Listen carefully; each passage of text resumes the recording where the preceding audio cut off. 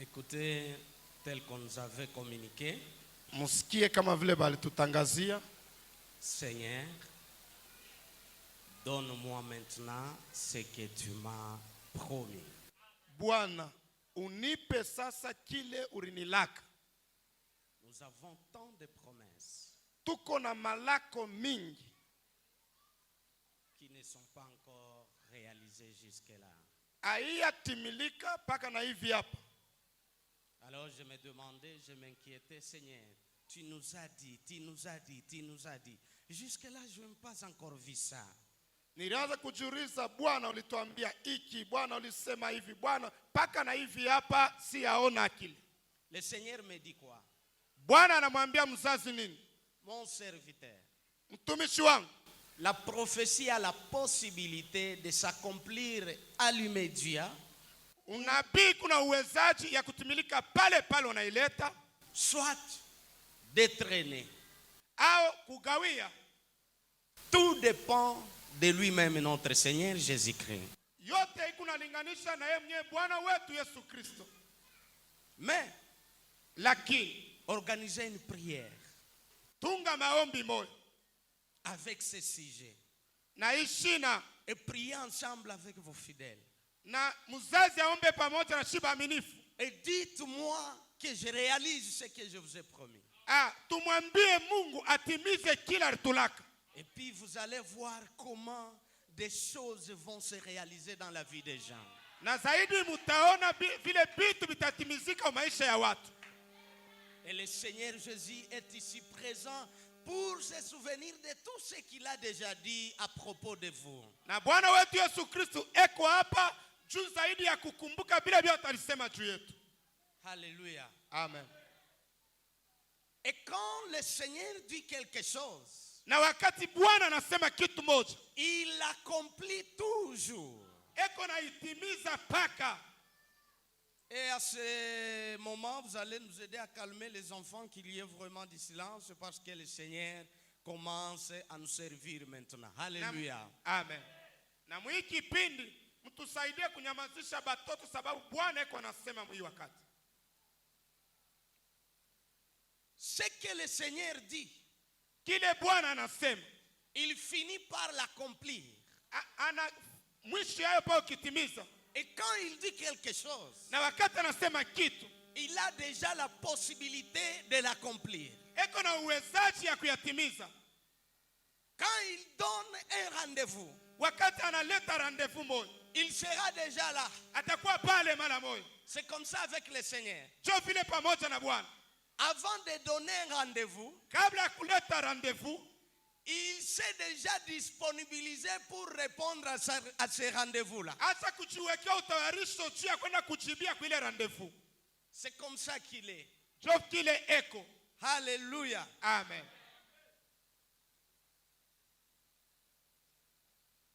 Et puis on va faire une forte prière. Na tutafanya maombi ya nguvu. Et ça va chauffer. Na vitawaka Alléluia. Amen. Quand l'esprit vient, il y a du désordre. Wakati roho anakuyaka kunekalaka mfuruko, Il bouleverse même l'administration. eko na geuza na bongozaji. Sasa vile hakuna masadaka, Il applique les offrandes. Ça vile hakuna tena. hakuna tena masadaka. Hein, on a déjà fait ça. On a déjà offert. Alors vous n'empêcherez rien. Amustazuiza kitu. C'est pourquoi vous êtes libre d'être là devant. Jo kwa maana mko na huru yote ya kwa kumbele hapa. Alléluia. Amen. Maintenant le terrain est vide. Sasa hapa kiwanza kinabakia wazi. Ukashindwa kutumika papa, ni wewe peke. Alléluia. Amen.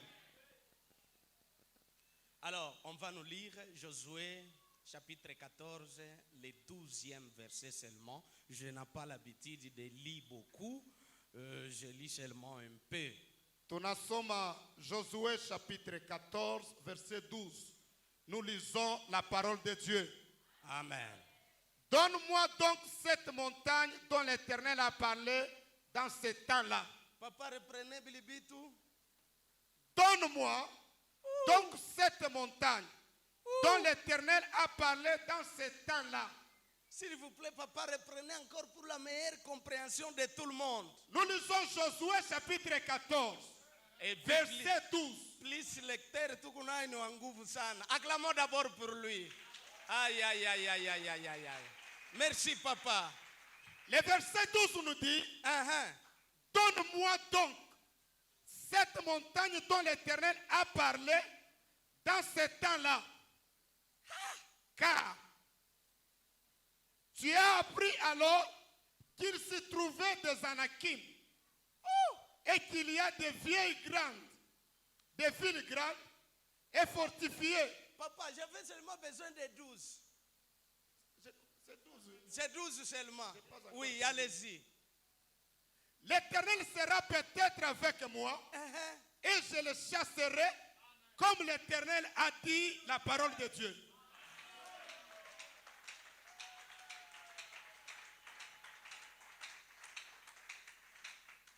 Maneno yenyewe iko naleta na upako wa kuihubiri. Les paroles qui donnent l'onction même de prêcher. Seigneur, Bwana, donne-moi maintenant tout ce que tu m'as promis. unipe sasa vile vyote ulinilaka. C'est une forte prière. Ni maombi ya nguvu. Et là, nous venons d'écouter la lecture. Pale tunatokea kusikia usomi. C'est l'histoire de cet homme de notre Père Dieu, Caleb. Ni hadithi ya huyu mtu wa baba wetu Mungu Kalebu. Caleb avait aussi la promesse de notre Père. Na yeye alikuwa na malako ya baba yetu Mungu. Alors il fit à un moment, Mwakati mwa fulani il s'est rappelé de cette promesse. anakumbuka ile malako. Non, j'ai la promesse. Hapana, niko na malako. Le Seigneur a dit, il a dit. Bwana alisema. J'ai besoin de vivre ça. Niko na lazima kuishi ile. D'abord, avant de développer ces choses, Kabla ya kuingia muketo ya hivi vitu. on va commencer par connaître d'abord la signification de son nom et qui était Caleb. Tutaanza kujua maana ya jina yake na kujua Kalebu alikuwa nani. Caleb signifie quoi, église? Maana ya Kalebu inasema nini kanisa? Caleb signifiait un saint. Kalebu maana yake imbwa. Autrement dit, ça voulait dire Namna nyingine nilitaka kusema quelqu'un qui a peu de valeur aux yeux des hommes. mtu ana na bei kumbele ya macho ya watu. C'est ce qui signifie Caleb. Ndio maana ya jina ya Kalebu. Celui qui a peu de valeur aux yeux des hommes. Ule ana na faida zaidi kumecho ya watu. Mais écoutez ça. Lakini msikie hii. Il n'avait pas la valeur aux yeux des hommes. Asikuwa na bei kumbele ya macho ya watu. Mais ce que j'aime, Kile mimi napenda. il avait de la valeur aux yeux de l'Éternel. Alikuwa na bei kumecho ya milele. Mais devant les hommes, Mbele ya watu. il manquait la valeur. Alipusa bei. Il n'avait pas de la valeur. Asikuwa na bei. Mais devant le Seigneur, Mbele ya Bwana il avait de la valeur. alikuwa na bei. Et écoutez cet homme qui n'avait pas de la valeur. Na msikie huyu mtu asikuwa na faida na bei. Parce qu'il avait la valeur aux yeux de l'Éternel. Sababu alikuwa na bei kumbele ya macho ya milele. L'Éternel lui avait fait une promesse. Wa milele alimfanya malako moyo. Et comme il lui a fait cette promesse, Bila alimfanya ile malako. cet homme va se souvenir. Ule mtu anaenda kukumbuka Cette promesse. ile malako. Devant les hommes, Mbele ya watu il n'avait pas de la valeur. asikuwa na bei. Mais il avait de la valeur aux yeux de l'Éternel. Lakini alikuwa na bei kumbele ya macho ya milele. Je sais qu'ici plusieurs Mimi naiwa kweli hapa watu ningi. n'ont pas de la valeur aux yeux des autres. Abana na bei kumbele ya macho ya watu wengine. Ça, ce n'est pas ce qui est important. Ila inacho ile ya maana. Ce que vous allez savoir, Kile unapasa kujua. même si vous manquez la valeur aux yeux des hommes, Hata unapusa bei kumbele ya macho ya watu. faites un effort d'avoir seulement de la valeur aux yeux de l'Éternel. Ujikaze kuwa na bei kumbele ya macho ya milele. Si vous aurez de la valeur aux yeux de l'Éternel, Kama utakuwa na bei kumbele ya macho ya milele. pour finir, Mwisho ya ile vous aurez aussi de la valeur aux yeux des hommes. na wewe utakuwa na bei kumbele ya macho ya watu. Pourquoi? Kwa nini? Parce que ce que le Seigneur accepte, Kile Bwana anachikia. même si tout le monde n'accepte pas, Hata vile watu wote hawaichikii. mais si l'Éternel accepte ça, Kama milele alichikia ile, tout le monde finira par l'accepter. mwisho yote bote wataichikia.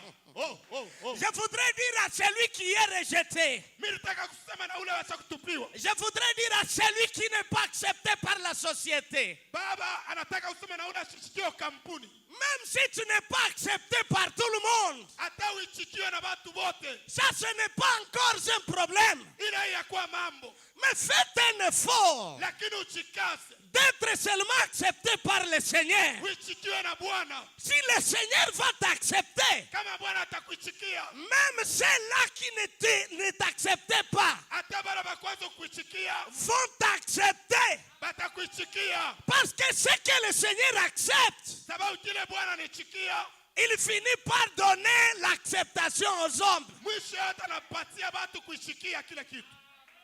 Amen, amen, amen. C'est pourquoi moi, Ndio kwa maana mzazi, je n'ai pas de problème lorsque les gens me refusent, lorsque les gens me traitent ceci, cela et ceci, cela. Ça ne me dit rien. Mais ce qui me touche, c'est lorsque je suis accepté par le Seigneur. Je me dis, cela me suffit.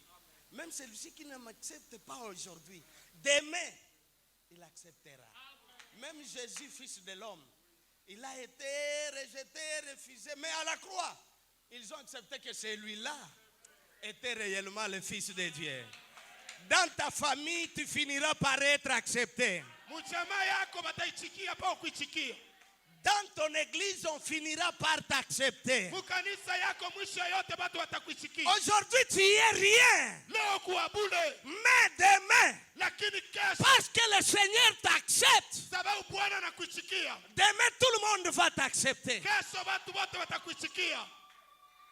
Alléluia. Amen. Caleb n'était pas accepté. Asikuichikiwe na watu. N'était pas accepté par les hommes. Asikuichikiwe na watu. Mais comme le Seigneur l'acceptait, Sasa vile Bwana alichika. demain, Kesho tout Israël l'a accepté. Israeli mzima ilimchikia. Et vous savez, aujourd'hui, pour que les gens vous acceptent, il faut avoir les moyens. Mnaya leo tu watu wakuichikie na fadhali kuwa na namna. Il faut occuper un poste là plus élevé.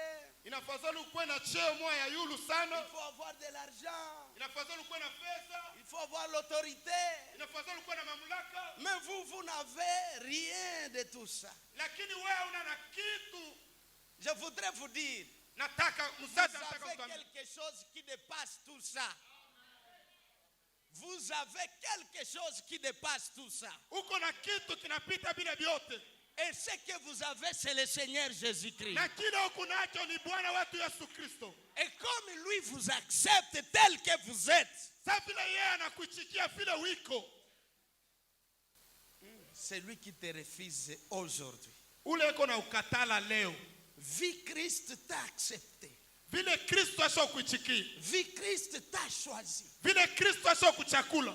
Oh, qu'il monte, Bapande, qu'il descende. bashuke. Ils finiront par accepter. Mwisho yote batakuichikia paka. Et si Christ a dit, ici tu vas entrer, Kama Kristo alisema hapa utaingia. même si les gens s'opposent, Hata watu wanapingana. mais comme Christ s'est décidé que tu entreras, Kabla Kristo alimpanga sasa utaingia. je te prophétise comme c'est Christ qui a dit, Mimi nakutabiri kama ni vile Kristo alisema. non, ta porte te sera ouverte.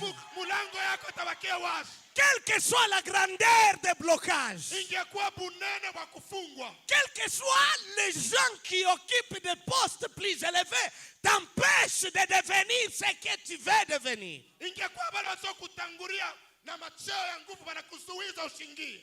Ils ne seront pas bloqués ce que le Seigneur a déjà débloqué. Abastaweza kufunga bila wa milele ashafungula. Tu entreras au nom de Jésus. Mitaingia mchina la Yesu Kristo. Tu occuperas ce poste au nom de Jésus. Utabeba nafasi mchina la Yesu Kristo. Et tu seras accepté dans la société au nom de Jésus. Utachikiwa mkampuni mchina la Yesu Kristo.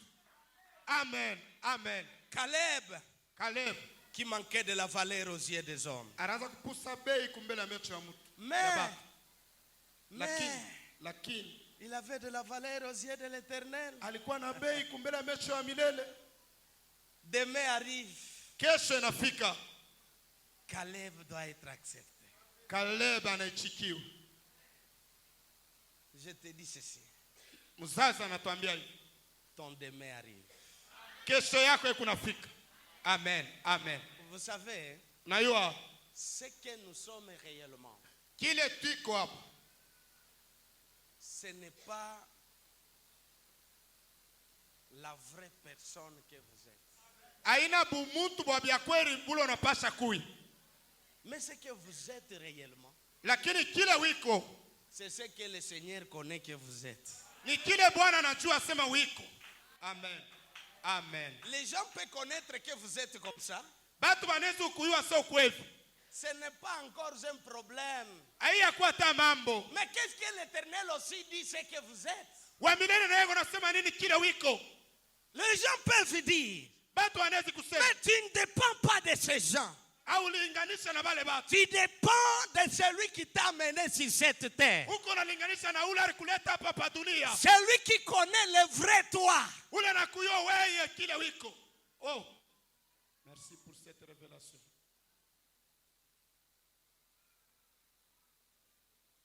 Deuxièmement,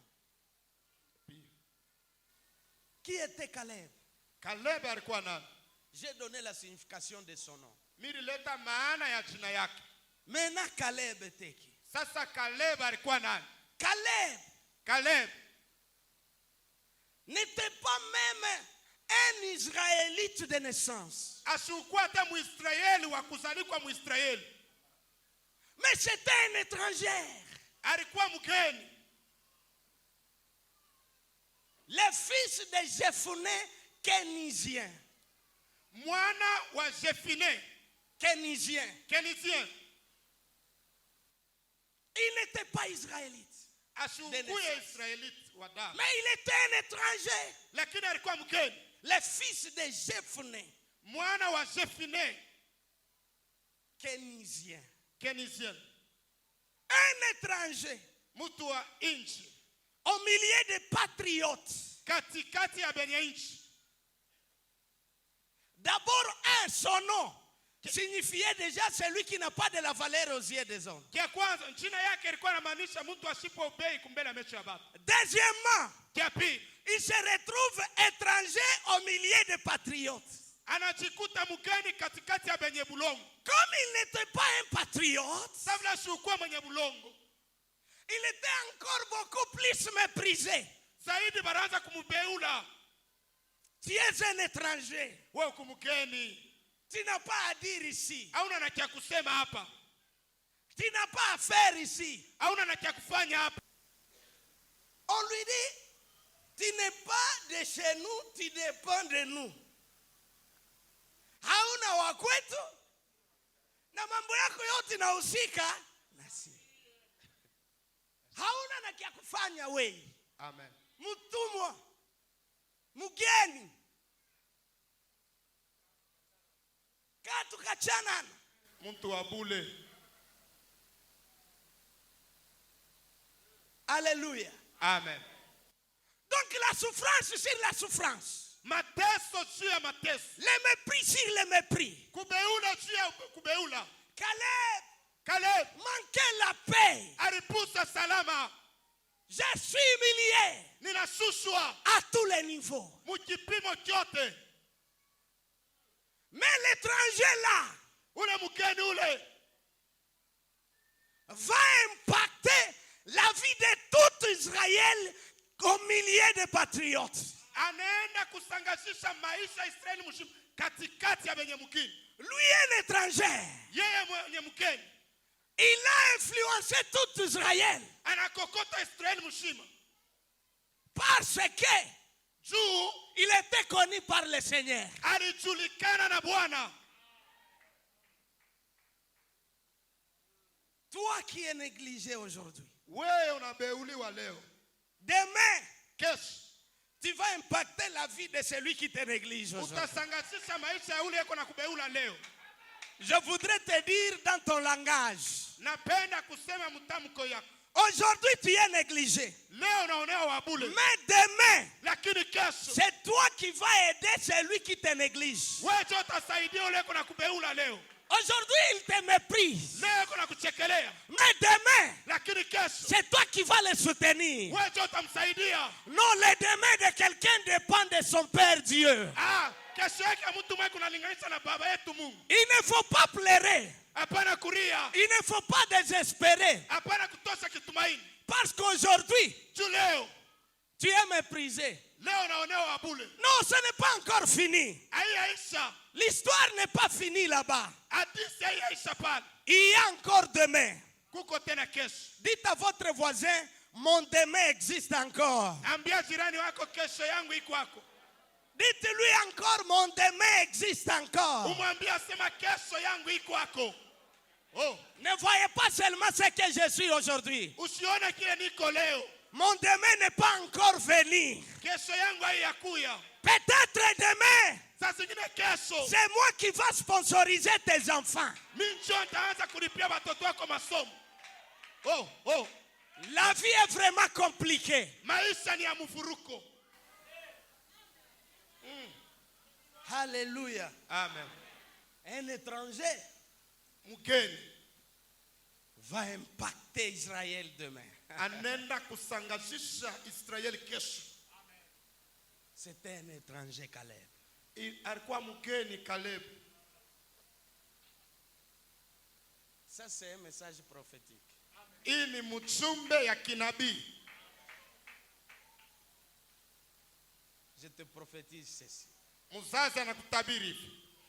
Partout tes pieds foulera. Vazi yote migulu yetu itakanyanga. Même si ce n'était pas chez toi. Hata kama ikukue kwetu au kwenu. Tu vas impacter ces lieux. Utasangazisha ile. Partout où tu arriveras. Vazi yote utafika. Tu vas prendre le dessus sur cet endroit. Utabeba yule hapa ile fashi. Au milieu des patriotes. Katikati ya benye bulongo. Toi, un étranger. Wewe mgeni. Tu prendras le dessus. Utabeba yule ya bale batu. Lorsque tu acceptes Amen, wakati unachika amina, tu es en train de prendre le dessus. ukunabeba yulu ya Caleb, un étranger, mgeni, mais demain, lakini kesho il va prendre le dessus au milieu des patriotes. anabeba yulu ya bale benye bwenye bulongo. Quelqu'un qui n'avait pas de la valeur. Mtu asukwe na bei. Quelqu'un qui était considéré étranger. Mtu alibeba sa mgeni. Mais demain, lakini kesho lui réservait beaucoup de choses inaanza kumchungia vitu vizuri que les patriotes ne connaissaient pas. bale benye bulongo bakuwa na chua. Aujourd'hui, tu vis dans une maison d'autrui. Leo kunaishi mnyumba ya wengine. Et les bailleurs te négligent. Batu wanakuwa wabule. Les propriétaires de la maison te négligent. Mwenye nyumba anakuwa wabule. Ce n'est pas un problème. Hapa ya kwa mambo. Il ne sait pas encore qu'est-ce que ton demain sera. Asijue kesho yako itakuwa namna gani. Mais je voudrais te révéler. Nataka kufunulia. Ton demain à toi. Kesho yako we. Va révéler ton dessus au-dessus des propriétaires. Itafunuliwa yulu ya bale beko na kono wabule leo. Tu peux arriver le dernier. Unaweza kufika wa mwisho. Mais tu sors le premier. Lakini unatoka wa kwanza. Amen. Ça c'est ta prophétie. Hii ni unabii yangu mzazi ananitabiri. Il ne faut pas être timide. Hapana waanze kuwa wabaridi. Parce que tu vis dans une terre étrangère. Sababu kunaishi mbulongo wa kigeni. Jésus Yes. est venu dominer sur la terre là où ce n'était pas chez eux. Alikuwa kutawala pa bulongo bula bukwe bwabo. Chez eux c'est au ciel. Bwabo ni mbinguni. La terre appartient aux hommes. Bulongo ni bwetu shiba. Mais lorsqu'il a foulé ici, Wakati tu alikanyanga, il a bouleversé l'homme et les patriotes de la terre. anafuruka benye bulongo.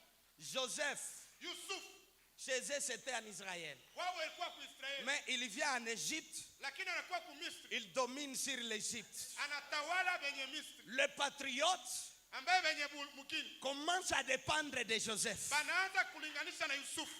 Moïse Musa était un étranger. alikuwa mkeni. Lorsqu'il arrive, Wakati anafika, il domine le roi. anatawala na mfalme. Il domine le féticheur du roi. Anatawala na benye bakatamatawa Il mfalme. domine le fétiche de l'Égypte. Anatawala na matawa ya Mumisri. Lorsque moi j'arrive sur une terre, Wakati mimi nafika pa Bulongo, je n'ai pas besoin de connaître la sorcellerie qui fonctionne là-bas. sina na lazima kujua buloshi buku natawala pale. Si ça a un niveau plus élevé ou bas, Kama iko ya juu au ya chini, je m'en fous de tout ça. mimi na beula ile. Ce que moi je sais, Kile msasa na lorsque mes pieds arrivent sur une terre, mikuni ya msasa nafika pa Bulongo. je prends d'abord le dessus sur la sorcellerie de là. Anabeba yule ya buloshi kwa ile pale. Je prends le dessus sur leurs sorciers. Msosi anabeba Je yule ya prends le dessus sur les patriotes. mimi nabeba yule ya bale benye mkini. Je prends le dessus sur cette terre. Anabeba zaidi ya juu. Alors, Sasa Daniel Daniel a pris le dessus alibeba juu chez autrui. kwa benyewe. Meshach, Shadrach, Abednego Shandalaka, Meshaki na Abednego a pris aussi le dessus na boba alibeba juu chez les autres. kubengine. Toi, tu n'as pas besoin de dominer seulement dans votre terre. Wewe una lazima kutawala pa mbulongo yako. Oh, seulement dans votre village natal. Asipa kukijiji ketu kile. Non, toi, tu es un passe-partout. Wewe kunapita huku mpitaji wa fasi Je yote. répète, toi, tu es un passe-partout. Wewe huku wa kupita fasi yote. Tu es la clé de passe-partout. Huko mfungulo ya fasi yote. Partout où tu arriveras, Fasi yote utafika. tu vas dominer. Utatawala. Partout où tu arriveras, Fasi yote utafika. tu vas ouvrir le cadenas. Utafungula makofi. Que ce soit le pharaon qui a fermé, Ingekuwa ni Farao alifunga, Moïse va ouvrir. Musa atafungula. Que ce soit les sorciers de pharaon qui ont fermé, Ingekuwa balozi ya Farao walifunga, Moïse va ouvrir. Musa atafungula. Je vous dis ceci, Nakwambia hivi, vous dominerez partout au nom de... Jésus Christ de Nazareth.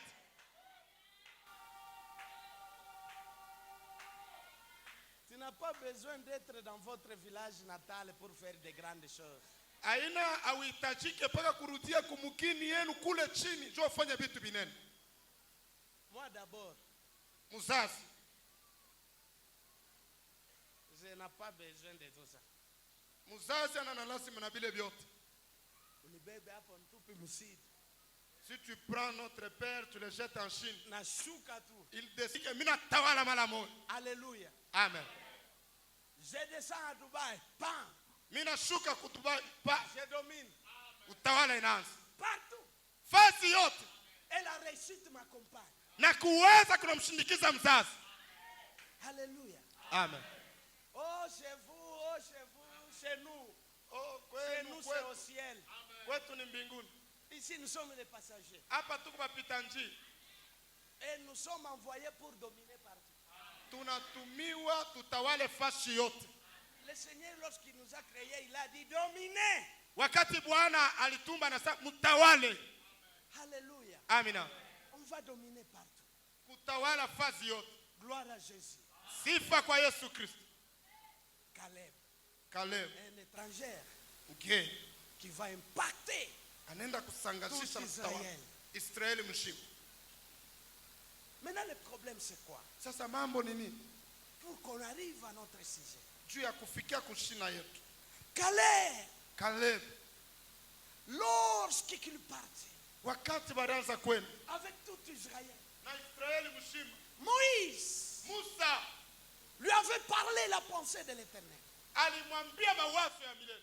Lorsqu'il avait envoyé 12 espions pour explorer Canaan, Wakati alituma bapelelezi 12 kwenda kupeleleza Kanani. Caleb était aussi parmi les 12 espions. Caleb na yeye alikuwa katikati ya 12 ya wapelelezi. Ils sont revenus. Banarudia. On va donner le rapport à Moïse. Banapeleka ripoti kwa Musa. On a commencé d'abord par les patriotes. Banaanza na benye bulongo benye mkini.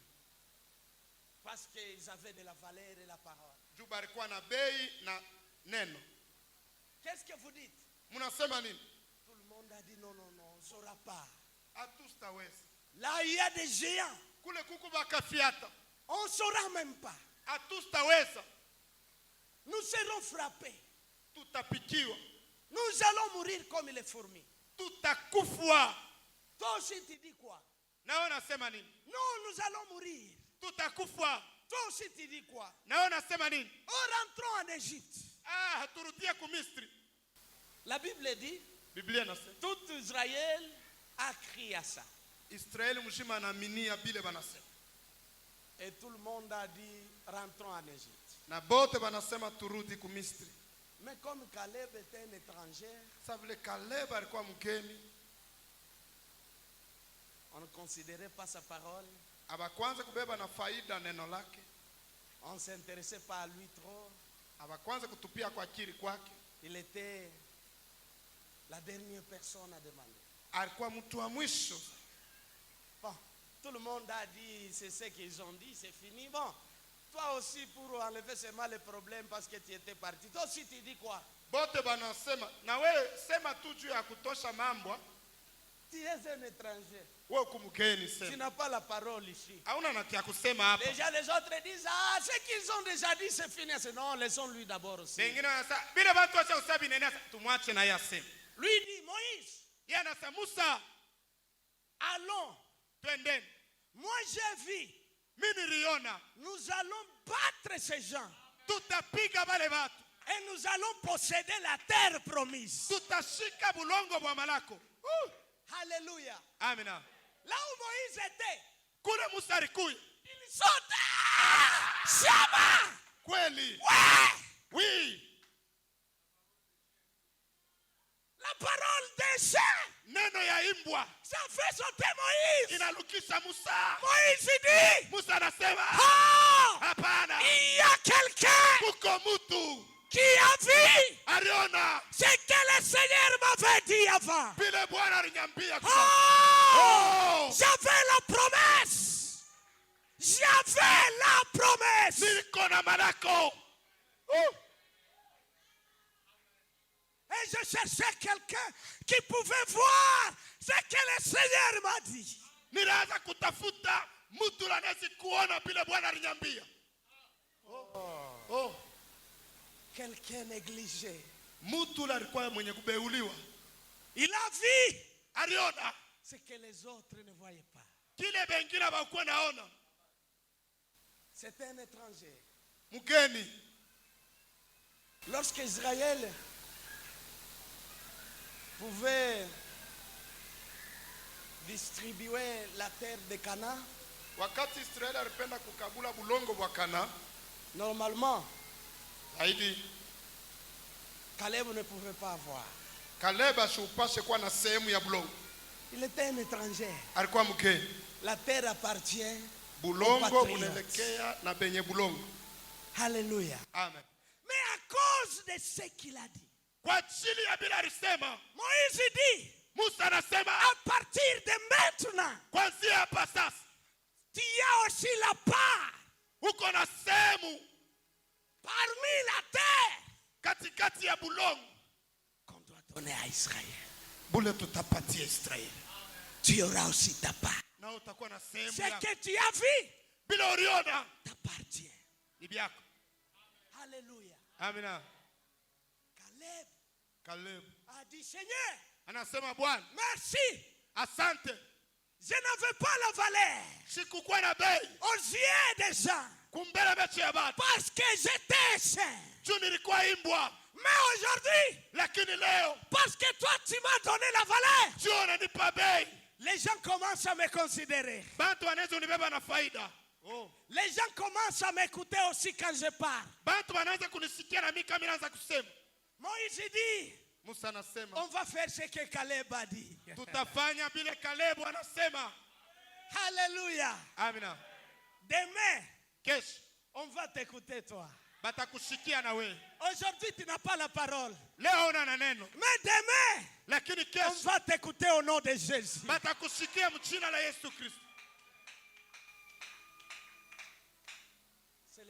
Seigneur a dit à Moïse, njo siku ile Bwana alimwambia Musa, Caleb aussi Kalebu naye doit avoir sa part. anapasha kupata sehemu yake. Et ce qu'il doit avoir, c'est l'Hébron. Kile anapasha kupata ni Hebroni, La montagne d'Hébron, mulima ya Hebroni, qui était au nord de Juda. C'est une chaîne montagneuse. ni mulima mwa Kabama. Hébron signifie l'alliance. Hebroni maana yake agano. Et là, il y a beaucoup de choses parce qu'on n'a pas assez de temps pour parler. Un étranger qui va aller récupérer l'alliance d'Israël. Alléluia. Amen. Le jour viendra. Alléluia. Amen. Alléluia. Amen. Hébron signifie l'alliance. Hebroni maana yake agano.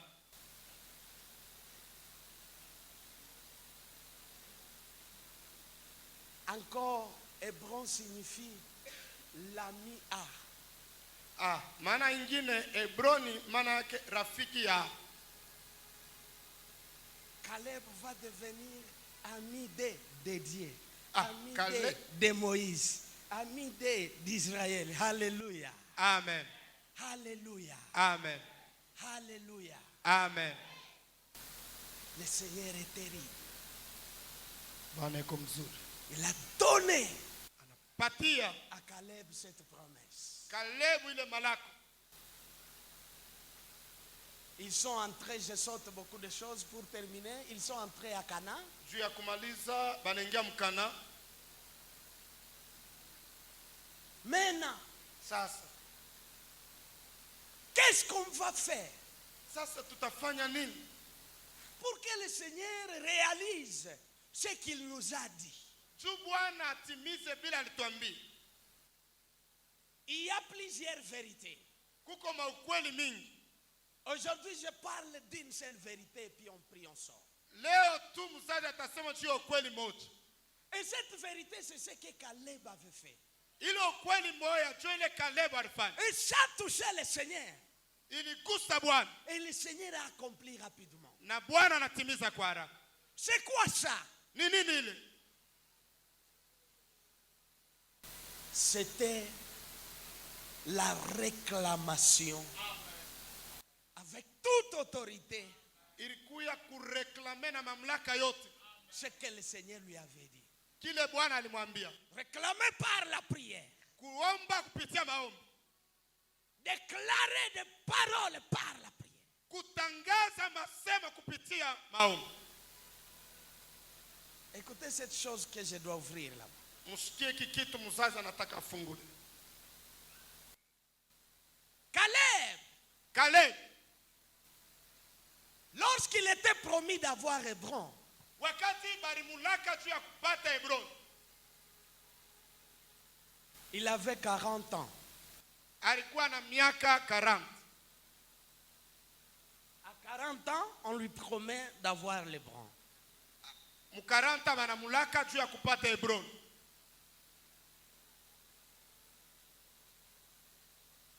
Il est arrivé à 85 ans. Anafika mu miaka 85. La prophétie ne se réalise pas. Unabii haitimiliki. Dans les 45e année et 85e année, Mu miaka 85, Caleb va se rappeler. Caleb akakumbuka. Le Seigneur m'a promis au travers la bouche de Moïse Bwana alinidaka kupitia kinywa cha Musa. que j'aurai aussi ma part. Takuwa na sehemu yangu. Pourquoi je n'ai pas ça? Juu ya nini sina nayo? Mes amis ont ça. Barafiki yangu bego nayo. Mais comment moi je n'ai pas? Namna kani mimi sina nayo? Or le Seigneur m'a promis. Bwana alinilaka. Il y a de cela 45 ans. Basi kupita miaka 45. Non, je vais réclamer. Hapana, nitenda kulomba. Maintenant Caleb s'est levé. Sasa Caleb anasimama. À l'époque, Moïse était déjà mort. Mkile kipindi Musa alikuwa shakufa. C'est Josué qui était là. Ni Yoshua alikuwa pale. Il dit à Josué, Anamwambia Yoshua, souviens-toi kumbuka de la promesse que le Seigneur m'a faite ya malako ile Bwana alifanya. lorsque j'avais encore 40 ans. Wakati nilikuwa na miaka 40. Il m'a dit, j'aurai l'Hébron. Aliona Hebroni. Il m'a dit, Aliniambia. j'aurai l'Hébron. Takuya na Hebron. Mais aujourd'hui, Lakini leo j'ai 85 ans. niko na miaka 85. Je n'ai pas encore eu l'Hébron. Siyapata Hebron. Je l'en fais maintenant. Sasa hapa na Je vais la voir maintenant. taipata sasa. C'est mon droit. Ni haki yangu. Je vais avoir ça. Napasa kuipata ile. Donne-moi l'Hébron. Unipatie Hebron. C'est là où on a lu. Donne-moi cette montagne que le Seigneur m'avait promis. Jo pale tulisoma unipele mulima Bwana alinilaka. Alléluia. Amen. Josué et Caleb ne se pas dit. Caleb asikuikale kimya. Caleb avait déclaré. Alisema tangaza. Il avait déclaré avec toute autorité. Alitangaza na mamlaka yote. Et lorsqu'il avait déclaré, Na wakati alitangaza, le Seigneur a dit oui, c'est son droit. Bwana anasema kweli ni haki yake. Il mérite ça. Anastahili. Donne-lui l'Hébron. Umpatie Hebron. Kulomba kile Bwana alikwambia. Tu as le droit Uko na ile haki yote de faire souvenir notre Père Dieu dans tout ce qu'il t'a dit. ya kumkumbusha baba yetu Mungu mubile byote alisema. Et tu réclames avec autorité parce que c'est pour toi. Pale uko na kilomba na mamlaka yote juu ni kiako. C'est pourquoi aujourd'hui nous allons réclamer. Kwa maana leo tutaomba.